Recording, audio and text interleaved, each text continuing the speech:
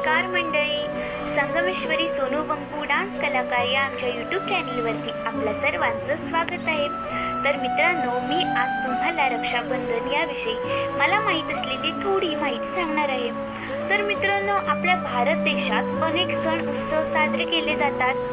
त्यातील सर्वांना आवडणारा सण म्हणजेच रक्षाबंधन। रक्षाबंधन हा सण श्रावण महिन्यातील पौर्णिमेला येतो।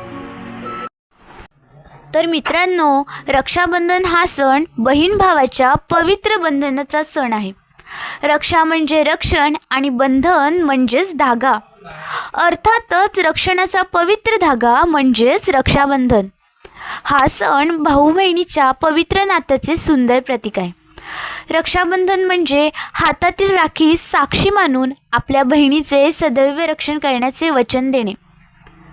मित्रांनो, काही प्रांतात नोकर आपल्या मालकाला, ब्राह्मण आपल्या यजमानाला, मुलगी आपल्या वडिलांना आणि पत्नी नवऱ्याला राखी बांधते।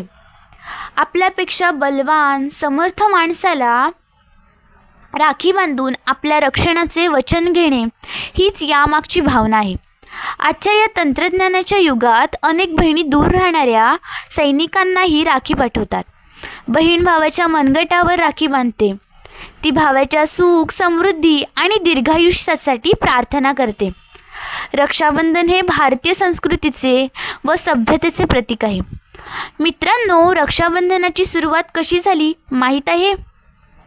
तर मित्रांनो, जेव्हा भगवान श्रीकृष्णाच्या बोटाला जखम झाली तेव्हा द्रौपदीने आपल्या साडीचा तुकडा फाडून त्यांच्या बोटाला बांधले।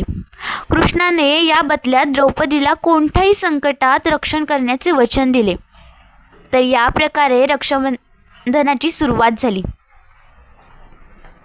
रक्षाबंधनाशी संबंधित अनेक पौराणिक कथा आहेत ज्या या सणाला अधिक महत्त्व देतात।